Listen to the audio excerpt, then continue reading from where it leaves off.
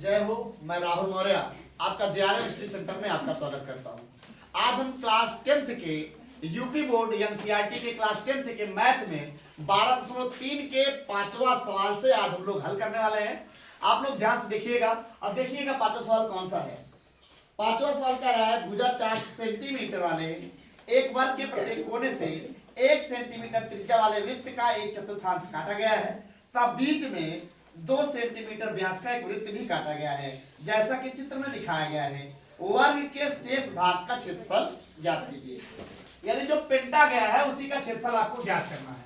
वर्ग दिया है जिसकी भुजा 4 सेंटीमीटर है और चारों कोनों से 1 सेंटीमीटर त्रिज्या का चतुर्थांश काट दिया गया है और चतुर्थांश का क्षेत्रफल होता है 1/4 पाई आर स्क्वायर।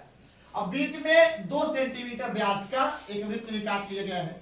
अगर 2 सेंटीमीटर व्यास है इसका तो त्रिज्या कितनी हो जाएगी? 1 सेंटीमीटर हो जाएगी। कितनी हो जाएगी? 1 सेंटीमीटर हो जाएगा। वृत्त का व्यास 2r दिया है 2 सेंटीमीटर, तो त्रिज्या कितनी हो जाएगी? त्रिज्या r में कितना? 2 करना। त्रिज्या व्यास की क्या होती है? आधी होती है। और चारों चतुर्थांशों की भी त्रिज्या कितनी दी गई है? चारों चतुर्थांशों की त्रिज्या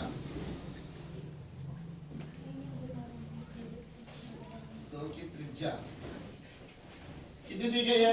एक। मैं स्मॉल आर किस लिए मान ले रहा हूं कि इसकी त्रिज्या और इसकी त्रिज्या दोनों क्या है? सेम है, इसलिए मैं सेम मान ले रहा हूं, कोई दिक्कत नहीं। अब पूछ रहा है कि शेष बचे भाग का क्षेत्रफल ज्ञात कीजिए। और वर्ग की जो भुजा दिया गया है, वर्ग की भुजा दिया गया है 4 सेंटीमीटर। कितना दिया गया है? 4 सेंटीमीटर। अब देखो निकलेगा कैसे, चाहे छायांकित भाग का क्षेत्रफल बोलिए या शेष बचे भाग का क्षेत्रफल बोलिए। यह प्रश्न में बोला है वर्ग के शेष भाग का क्षेत्रफल ना, वर्ग के शेष भाग का क्षेत्रफल, शेष भाग का क्षेत्रफल क्या हो जाएगा?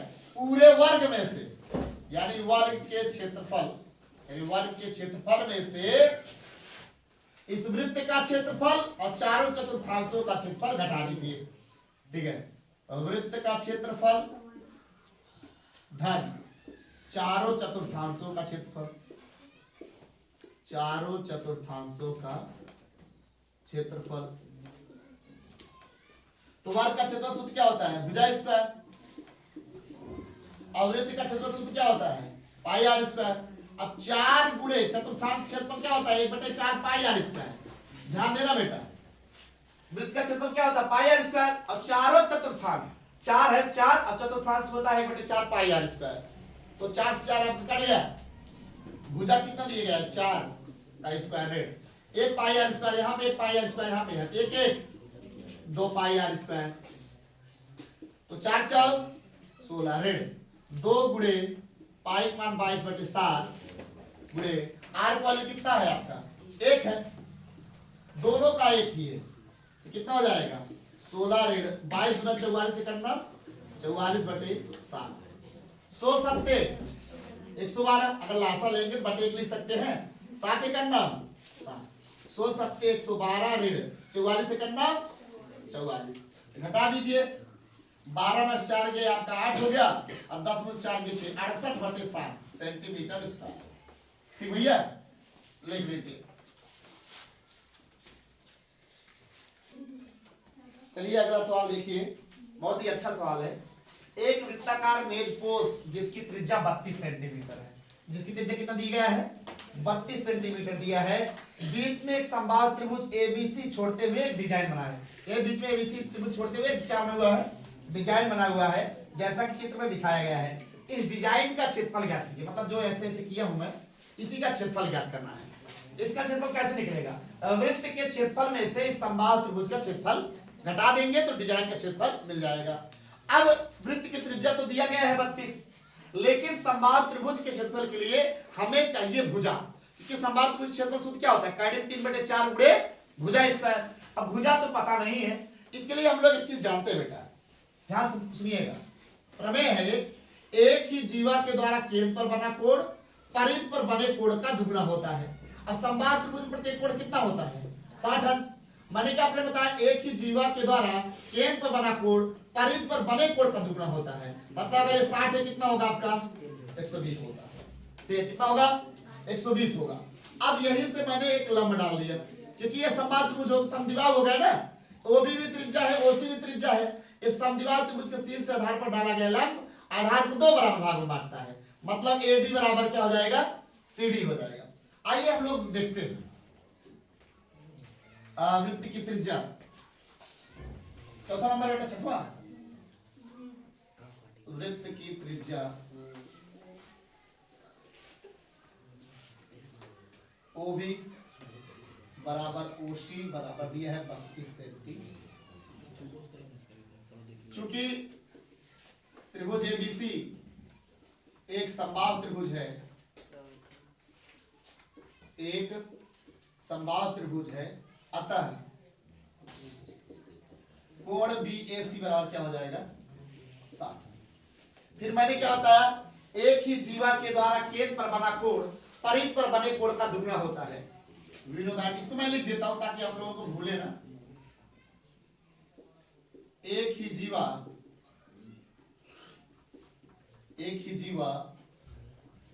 के द्वारा केंद्र पर बना कोण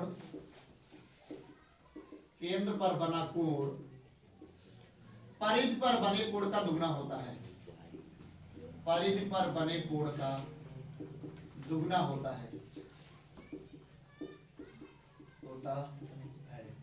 इसलिए कोण बीओसी बराबर 2 गुणे कोण बीएसी यानी हो जाएगा 2 गुणे 60 बराबर कितना हो गया 120। बात सुना गई। अब हम लोगों ने क्या किया, वृत्त के केंद्र से जीवा पर डाला गया लंब जीवा को दो बराबर भागों में बांटता है, चाहे ऐसे भी बोल दीजिए। वृत्त के केंद्र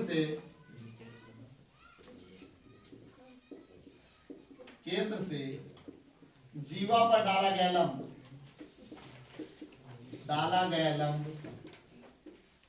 जीवा तथा अगर जैसे त्रिभुज है, मान ले समद्विबाहु त्रिभुज भी है, तो समद्विबाहु त्रिभुज अगर बोल दे तब भी क्या बोलोगे, वृत्त के केंद्र से या समद्विबाहु त्रिभुज के शीर्ष से आधार पर डाला गया लंब आधार को तथा शीर्ष कोण को दो बराबर भागों में बांटता है। ठीक है, इसलिए मैं यहां पे बोल दे रहा हूं समद्विबाहु त्रिभुज। ठीक है, ताकि दोनों काम हो जाए हमारे। ठीक है, क्यों समद्विबाहु त्रिभुज है, क्योंकि ओबी भी त्रिज्या है ओसी भी त्रिज्या है और एक ही वृत्त में इसकी सभी त्रिज्या क्या होती है बराबर होती है, इसलिए क्या है समद्विबाहु त्रिभुज है। समद्विबाहु त्रिभुज के शीर्ष से आधार पर डाला गया लंब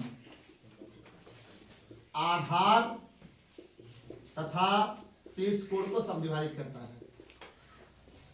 शीर्ष कोण को समद्विभाजित करता है। इसलिए कोण बीओडी बराबर कोण सीओडी बराबर कितना हो जाएगा 60। अगर टोटल 120 है कितना हो जाएगा 60 अंश हो जाएगा। कितना हो जाएगा 60 अंश हो जाएगा। 120 था ना तो 60 अंश हो जाएगा। क्लियर। अब क्या हो जाएगा आपका, तथा जो बीसी होगा और बीडी का क्या होगा दुगना होगा। अब भाई जब ये आधा आधा बढ़ जा रहा है, जाहिर बात है पूरा क्या होगा एक हिस्से का क्या होगा दुगना होगा। इस समीकरण 1 मान लीजिए। अब ना अब ये लंब डाले हो तो क्या हो गया समकोण त्रिभुज हो गया ना। समकोण त्रिभुज BDO में क्या हो जाएगा, कोण सामने वाला लंब और ये है कर्ण, क्या लगेगा साइन। तो साइन 60 अंश बराबर लंब BD और कर्ण क्या हो गया आपका OB। साइन 60 अंश मान कितना होता है कर्ण 3/2। अब BD नहीं मालूम है, OB कितना है 32, 16 दूना 32। तो यहां पर कितना देखा 2 1 2 16 दूना 32। तो कितना हो जाएगा आपका, यहां देख लीजिए BD एक अन्नम BD बराबर 16 करड़ी में 3 सेंटीमीटर आ गया BD का। अब हमें चाहिए BC क्योंकि BC समबाहु त्रिभुज की भुजा है। देन BC बराबर क्या है 2BD समीकरण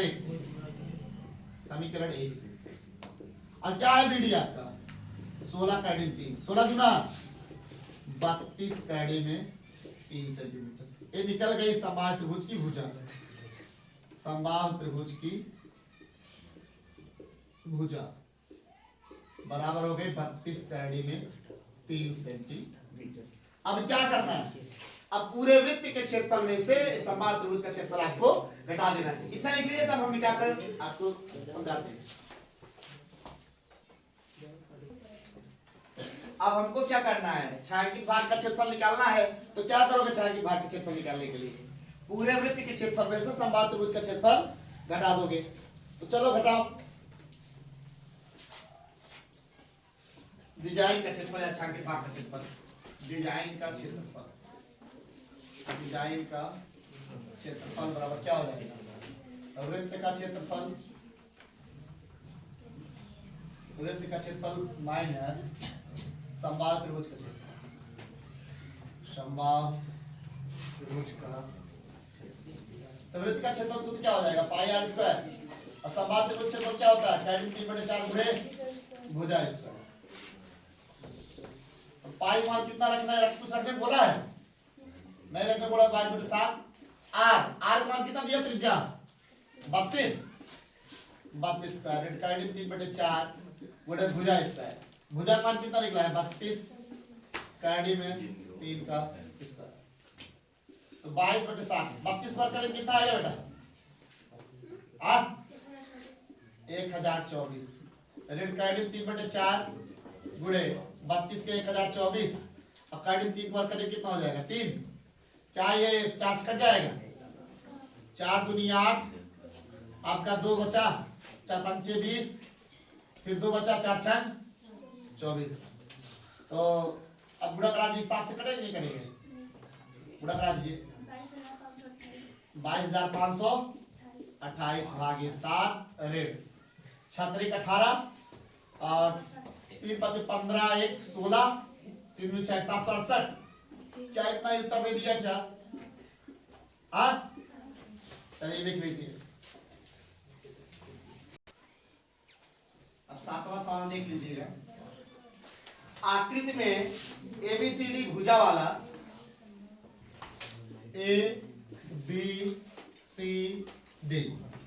एबीसीडी भुजा 14 सेंटीमीटर वाला एक वर्ग है। ए, बी और सी और डी को केंद्र मानकर 4 वृत्त इस प्रकार खींचे गए हैं, प्रत्येक वृत्त शेष वृत्तों में से 2 वृत्तों को आयतन से स्पर्श करता है। तो छायांकित भाग का क्षेत्रफल ज्ञात कीजिए। हमारे बात ध्यान सुनिएगा और इस सवाल को आप लोग खुद लगाइएगा, कम से कम एक आध सवाल आप लोग अपने मन से बनाइएगा, कम से कम पता तो लगे कि हमें कितना आ रहा है कि नहीं आ रहा है। 14 भुजा का वर्ग है, वर्ग की भुजा 14 दिया है। अब इसको टच करके आपका एडी वाली भुजा है, तो यहां से ए भी इसकी त्रिज्या, ए भी त्रिज्या, ठीक है। यानी अगर मान लिया जाए तो पूरा व्यास हो जाएगा, व्यास का काम करेगा, यानी व्यास का काम करेगा। यानी अगर मैं इसको त्रिज्या r1 मान ले रहा हूं, इसको मान ले रहा हूं r2, इसका r3, इसका r4, तो r1 धन r2 मिला के 14, r1 धन r2 मिला कितना है, 14 है। और r2 और r3 मिलाकर भी 14 है, r3 और r4 को मिलाकर भी 14 है। यानी प्रत्येक की त्रिज्या अगर देखा जाए तो 7 होगी। कितनी होगी, 7 होगी। यानी इसकी भी त्रिज्या 7 आएगी, इसकी भी त्रिज्या 7, इसकी भी त्रिज्या 7, इसकी भी त्रिज्या क्या होगी, 7 ही होगी। जब आपको r मिल गया, ये वर्ग है, तो वर्ग के क्षेत्रफल में से, वर्ग के क्षेत्रफल में से अगर हम छायांकित भाग का क्षेत्रफल निकालें, छायांकित भाग का क्षेत्रफल बराबर वर्ग का क्षेत्रफल ऋण, अब एक चतुर्थांश की प्रत्येक भुजा क्या होता है, वर्ग का प्रत्येक कोण कितना होता है, 90 अंश होता है। और 90 अंश अगर है तो जान लो चतुर्थांश है। और चतुर्थांश क्षेत्रफल सूत्र क्या होता है, बोलो, 1/4 पाई आर स्क्वायर। और 4 चतुर्थांश है तो 4 गुणे 1/4 पाई आर स्क्वायर, 4 से 4 कट गया, तो वर्ग का क्षेत्रफल सूत्र होता है भुजा square minus pi r square. ये बचेगा, भुजा कितना दिया गया है, 14 के स्क्वायर, ऋण पाई मान 22/7, और आर का मान मैंने कहा त्रिज्या इसकी कितनी हो जाएगी, 7 हो जाएगी, तो 7 का स्क्वायर। एक 7 से 1 7 कटेगा, 14 14 में 196, 22 7 154, 6 में 4 के 2, 9 5 के 4, देखो 42 सेंटीमीटर स्क्वायर आया है क्या। तो आप लोग लगा लोगे कि नहीं लगा लोगे। ठीक, आज के लिए बस इतना ही, फिर कल के वीडियो में हम लोग आगे के सवाल लगाएंगे। आगे आपका 8वां 9वां 10वां जितने भी सवाल हैं हम कल पूरा खत्म करने का प्रयास करेंगे नेक्स्ट वीडियो में। आज के लिए बस इतना ही।